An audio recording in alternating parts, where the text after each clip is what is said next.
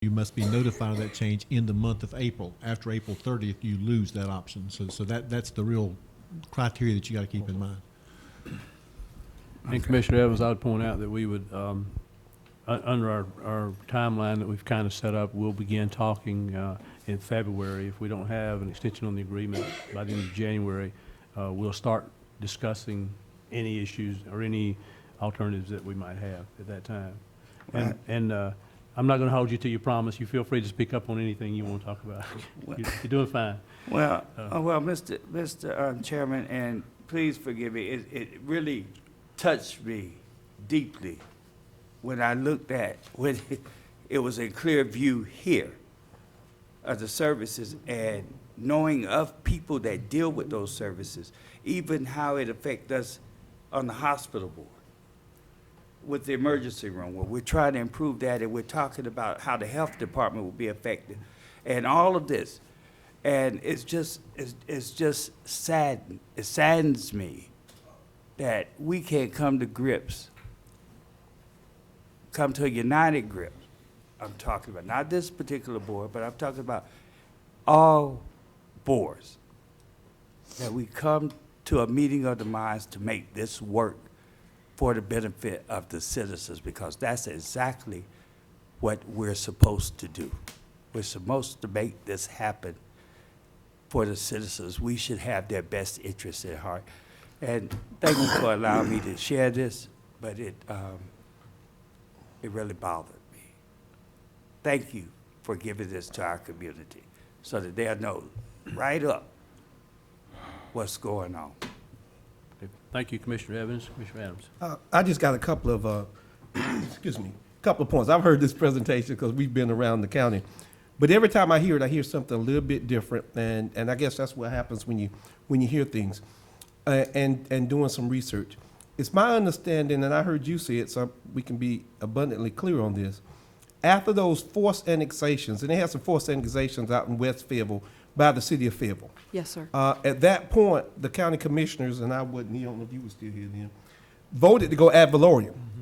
Is that correct? Actually, we voted to go ad valorem before For that the- large right. annexation. Knowing it was coming. Yes, sir, that's correct. And it's my understanding that my good friend, who was the mayor at that time, Marshall Pitts and those, the city of Fayetteville actually came to this board asking for a change from that into some different agreement from the ad valorem. Am I right or wrong? You're absolutely right, that we had a special meeting Right. and we made a change and went back to the per capita method, and the city of Fayetteville agreed to pay us $2.1 million for not changing the method, and which really was about half of the $4 million loss we had incurred.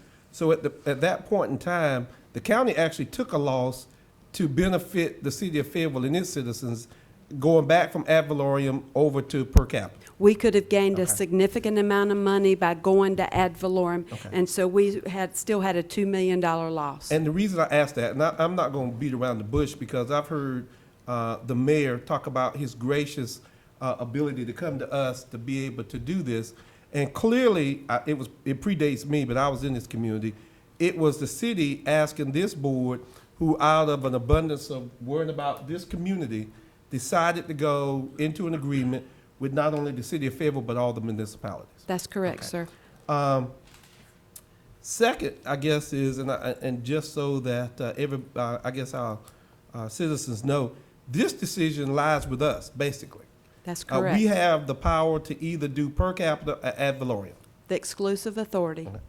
And it's your recommendation based upon what happens to the other municipalities. And we've been to them. You and I we were at several of these, and there's resolutions coming from some of the municipalities who believe that this agreement is in everybody's best interest. Yes, sir, that's correct. And it's your recommendation that even though we don't really, we gain more on the ad valorem, we're willing to take a loss to benefit all the other municipalities and all the citizens of this community. We continue to lose 50% under the current agreement. Under ad valorem, we could gain a little over $2 million.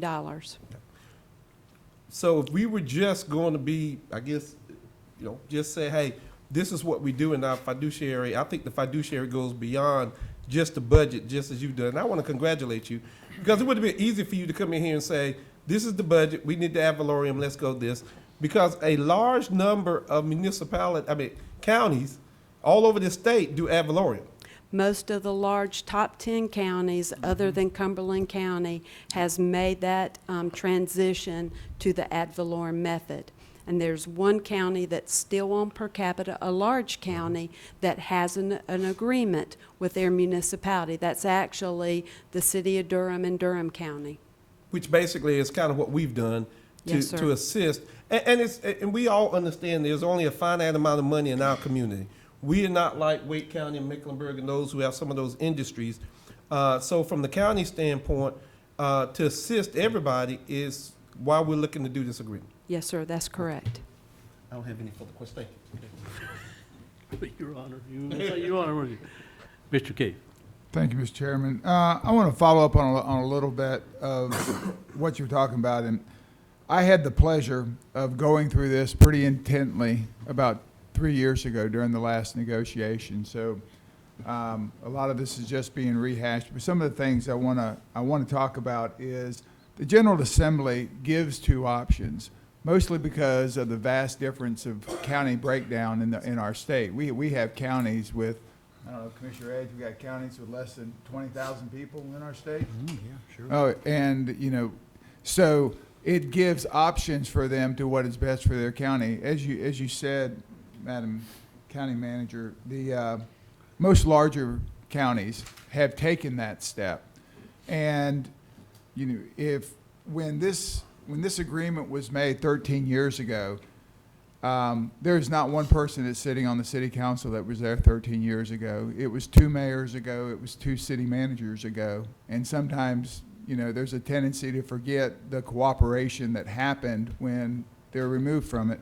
But in fact, it was cooperation. It was a lot of cooperation, because Cumberland County could have very easily taken the mandates that they were given from the state for the schools, for the public health, for social services, for all those things that benefit not only citizens of Cumberland County, but mostly citizens from the city of Fayetteville.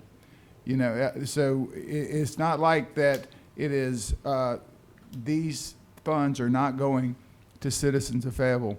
As someone mentioned before, Wake County and some of your higher capita income counties, they don't have a lot of the human services needs that we have here, and we have an obligation as county commissioners to protect the health, education, and welfare of our citizens.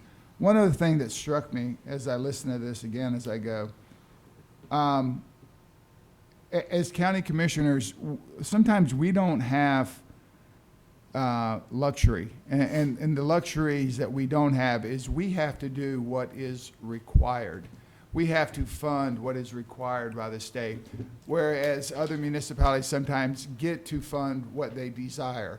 So we have a requirement, they have a desire, but it's important that we take care of our citizens to the level of what is required. So based on that, I don't know if compromise is the right term even to use, because the compromise was made 13 years ago, and it was a very just, and it was an olive branch that was sent. And now that memories have faded, the olive branch is treated like poison ivy, I guess. But my point is, I think the commission has made their point pretty clear, and I'm not sure if there's a large need to drag this out for 60 days unless you can, if you believe that some change is going to be happening, because as far as a change in this policy, very generous policy, I believe, I think that it would not be in the best interest of the citizens of Cumberland County. Thank Yes. you, Mr. Chair. Thank you. Commissioner Edge? Thank you, Mr. Faircloth. I want to look at this from another angle, too. Sitting on this board is more than 100 years of people that were involved in education. Mr. Lancaster, Dr. Council, and myself, probably more than 100 years, and Marshall Faircloth had some years administering in public education. And one of the things that I thought about as Ms. Cannon was presenting her presentation was that we have an obligation, I think, to speak for sometimes for those people that have no voice in government, like children, like those that with mental health problems, those with health problems that are unable to take care of themselves, and then still provide some of those other services that help with employment, help take care of the incarcerated that have committed crimes and waiting for trial. And as I go through this list, we just had a series of articles in the paper on poverty. And part of that was saying that poverty breeds poverty. And if you look at our public schools, we have been very successful in having a funding formula for our public schools. We have children, as has been pointed out in your presentation, and I don't want to repeat it, attending and receiving social services, public health services, child support services, mental health services, foster care services, and as well as using our libraries that are so important to those people that can't afford to have perhaps internet in their home or a computer. Those services still exist. 2/3 of this population almost has library cards. And that's not counting the ones that they're assisting in job applications, veteran services, which is very important to this community. That is another service that we offer.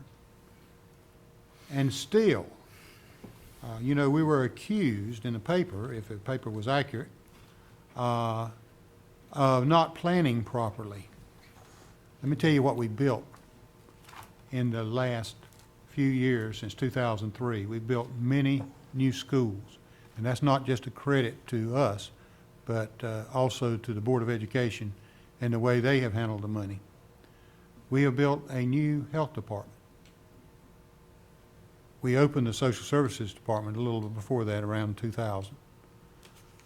We have built an animal control center, and we have built a $12 million addition to the detention center. Now, if we are not planning properly, if we are not doing what we are required to do by the state of North Carolina, I just don't understand how anybody can say that we are not planning properly. And so I'm willing to give a sufficient amount of time to see if we can get the city of Fayetteville to agree to continue what we've been doing, because, as we say, nobody gains if we continue what we're doing. And then I would hate to be one of those people that live in some of these other municipalities that are looking at a 37-cent tax increase or a 16-cent tax increase. And they too are planning, because they are depending on this money. They're depending on this money in those own individual municipalities. So the only thing I'm in disagreement with is I'm not so sure we should wait so long till we go ahead and make our decision. And with that, I'm going to be quiet. I told you all that a long time ago. Yes, you did, Mr. Adams. Commissioner Council.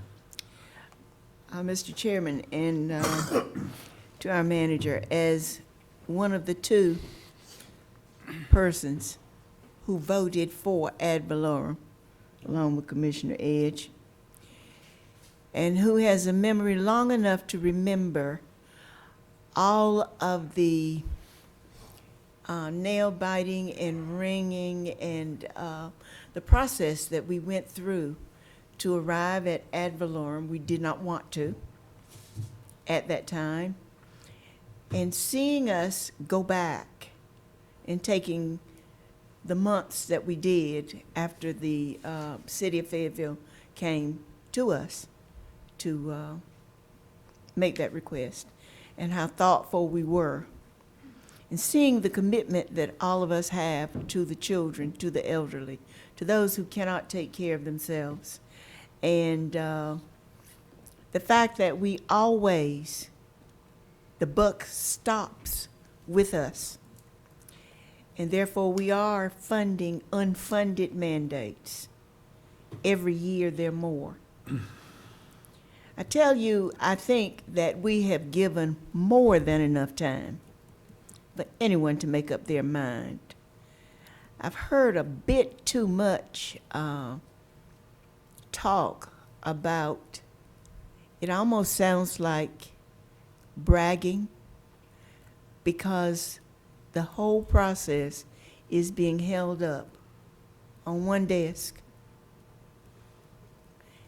And I've been told that for 2 years now. And I don't know that it's fair to the rest of the county and to all of the citizens to shorten our planning process and the budget process. Although I'm ready to wait. I mean, I can't count to 4 yet. Can almost count to 4. But I'm willing to wait. But we have been more than cooperative, and we have collaborated going back for these 13 years. I would love to see this collaboration continue. But as someone said, the decision belongs solely with the county of Cumberland. And the compromise has been working for 13 years. But if someone just does not like the compromise and is going to hold the rest of the county hostage and all of our citizens hostage, I'm not willing to do that. I'm not willing to take not one service from one child, from one mental health patient, from one citizen that is going to eat in a restaurant that may or may not show up on 5 on our side as the nastiest one. You know, we don't see too many of those from Cumberland County because our health department is working. They do. And the services for Medicare, Medicaid, all of the services of our social services department. I'm not so sure that I'm willing to look these citizens in the face and say that this is my vote. And 13 years ago, you weren't afraid to raise your hand. Are you afraid to raise your hand now? I'm not so sure that I want to tell them no, that I'm too afraid, and I want to reduce their services. So I'm ready. Well, and my recommendation was to first seek long-term extension. Where you are is where I think we'll all be. We will be protecting the citizens of this county in the decision that we have to make going forward. It's not easy, and it's not pleasant. And my feelings are still hurt. Excellent. I'm Any other sorry. questions or comments I'm sorry. for Ms. Cannon at this time? Something I might add. Commissioner Lancaster.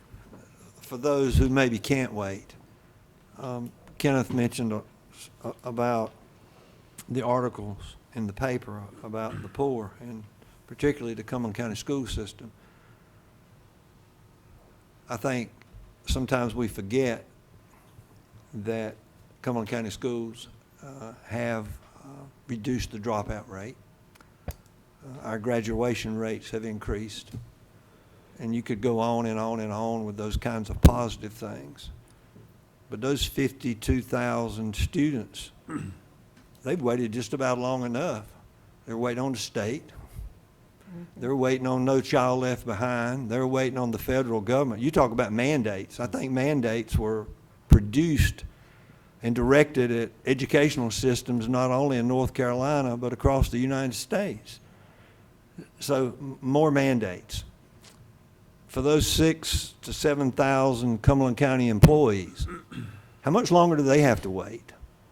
They've waited. They've waited for pay raises. They've waited and waited and waited. How much longer do we wait? I know the simple solution, and we could probably take care of that this evening. If we really wanted to do that, we could just vote ad valorem and go on with our business, and then we could see who does gain. I don't think the Cumberland County school system or any of the rest of our municipalities or any of these other services can wait much longer, because all they know is wait and wait and wait and wait for a better day. Just as a lot of Americans that I know that are waiting. But we're patient. You know, we're a good group. Thank goodness most people have that servant attitude. And that's what we are. So I guess those of us who have chosen that servant attitude, that's where we find ourselves. And I'm sure that we will work it out. I pray that we'll work it out. But if we don't, here we are. And I think we can make the decision and we can move on. And then those who've had to wait won't have to wait any longer. And then we'll get on with county business. Thank you. Thank you, Commissioners. Thank you, Ms. Cannon. Thank you. This time we move to item number 7, which is nominations to boards and committees. For the Human Relations Commission, we have one vacancy. Is there a nomination? Mr. Chairman, the Human Relations Committee has sent us a nominee, Jose Rodriguez. Okay, the name of Jose Rodriguez has been placed in nomination. Are there further nominations? Okay, moving on. Item B is North Carolina Southeast. There is one vacancy for the North Carolina Southeast Committee. Is there a nomination? I'd like to recommend Ed Melvin. Okay, the name of Ed Melvin has been replaced. He is eligible for reappointment, and so he's been nominated. Are there further nominations for that position? Okay, item C is the Transportation Advisory Board. There are 5 vacancies, and they come in categories. And fortunately, we've been given some names. Does anybody want to make some nominations? Are there? Mr. Chairman, I think James Roper, he just completed his first term and is eligible for reappointment, so I'll put his name. Carla Smith is eligible for reappointment. Lisa Chance and Angelita Marble. Okay, those are 4 nominations, and there's 5 vacancies. Are there further nominations? There was an aging program representative, and they made a nomination of Kenneth Dye. Kenneth Dye. Okay, those are 5.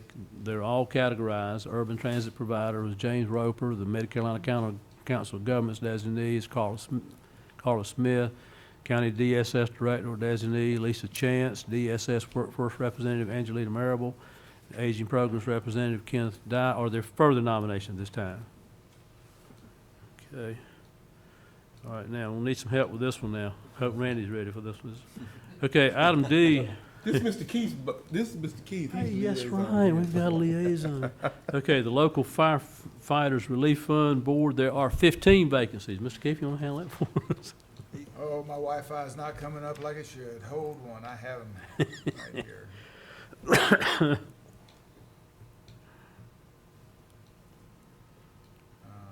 There was a consolidated list and I reviewed them. Page 98. Yeah, there's a one-page list that they have one-page consolidated Yeah, for us. beautiful. Page- Thank you, Mr. Chairman. I'm 98. happy to nominate, is it necessary, Mr. Attorney, that I read which fire department they come from? For the record, yes, sir. Yes, thank you very much. From the Beaver Dam Volunteer Fire Department, Mr. Dale Ackerman. From the Bethany Rural Fire Department, Mr. Doug Bullard. Mr. Cotton Fire Department, Volunteer Fire Department, Mr. James A. McLean. Cumberland Road Fire Department, Mr. Jeffrey Kaiser. Eastover Volunteer Fire Department, Mr. Ralph McLaurin. Grace Creek Volunteer Fire Department, Mr. Raymond Lloyd. From the Godwin Falcon Fire Department, we have two, Mr. Keith Matthews and Mr. Woody Ray Adams. Grace Creek Volunteer Fire Department, Mr. Scott Johnson. From Pierce's Mill Volunteer Fire Department, Mr. Billy Wise. From the Stedman Volunteer Fire Department, Mr. Joseph Cashwell. From the Stony Point Fire Department, Mr. Plato Maxwell Jr. From the Vander Fire Department, Sunnyside, Mr. David Chavis. From the Wade Community Fire Department, Mr. Johnny Lanthorn. And from the West Area Volunteer Fire Department, Miss Rochelle Pasteur Rodal. And Mr. Chairman, I think we Yes. just need to, as he read that, for Godwin Falcon, the reason they have two is because Yeah. it was a death. Yeah, that's Because true. otherwise, I think it needs to show for the record. They're as to replacing, why. they're replacing two Right. people. Yes. Okay, on county, is that 15? All the positions, does that take care of all the positions? Okay. Okay, we have 15 nominees for 15 positions. That does not preclude further nominees. Are there further nominees at this time? Okay. Mr. Chairman, may we clarify for the record, Mr. Keefe, the list that you just read in, did it specify whether they're for 1 year or 2 years, or are they mixed up? It did not? It did not specify on the nomination list that they were for 1 year or 2 year. Do we have that information, Madam Clerk? It's not on the list. I think under the recommendation, Mr. Beeman had recommended that each one would be for a term of 2 years. Each one, every one of them for 2 years? Okay, Randy shaking his head. For the record, Randy shaking his head. Thank you, sir, appreciate you very much. Okay, any further nominations this time? None? Okay. All right, on the next item is the appointments to boards and commissions. For the Civic Center Commission, we have 5 vacancies, we have 6 nominees. Before we get started, does anyone want to withdraw a nominee? I have a question, Mr. Chair. Mr. Evans? I nominated, I put in the name of nomination of Sheba McNeil.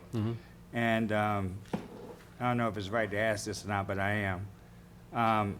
I would withdraw her name if her name could be resubmitted for, well, let's withdraw her name, first of all.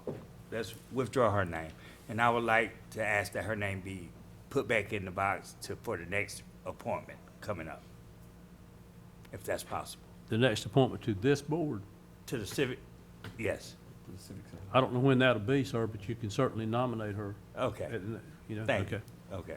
Okay. Thank you, sir. Okay, thank you. Okay, seeing that we have an equal number, I'll call on, I'd move that we Vice do it, that we take the 5 by acclamation. would you read those names, please? Mark Lynch for reappointment, Judy Dawkins for reappointment, Elizabeth Vanderholt for reappointment, All right. Robert C. Williams for reappointment, and Deneen Morton for appointment. Okay, it's been moved by Second. Commissioner Adams. Is there a second? Second. Okay, been moved and seconded by acclamation. Okay. Any discussion? All in favor? Unanimous. Okay, thank you. Item B. Joint Commission. There's one nominee, I think, there was George Quigley for reappointment. I would move that he be appointed by acclamation. Is there a second? Second. Been moved and seconded. Any discussion? All in favor? Unanimous. Okay, thank you, Commissioner. Commissioner Vice Chairman Adams? Thank you. Very good. Okay, at this time, I'm going to recess the Board of Commissioners meeting and convene the Kelly Hills Slocum Road Water and Sewer District Governing Board meeting. First item of business, Ms. Cannon. The first item of business is approval of minutes for the May 18th, 2005 special meeting. I'm ready. Okay, and Item B is a budget revision. It's a budget revision to correct a prior budget revision as far as the classification of the revenue. okay, if it's okay, I'd like to call for a motion for the approval of items A and B. So moved. Second. Okay, moved by Lancaster, second by council. Any discussion? All in favor? Unanimous. Okay, adjourn the Kelly Hill Slocum Road Water Sewer District and reconvene the regular Board of Commissioners meeting. Before we go into closed session, excuse me.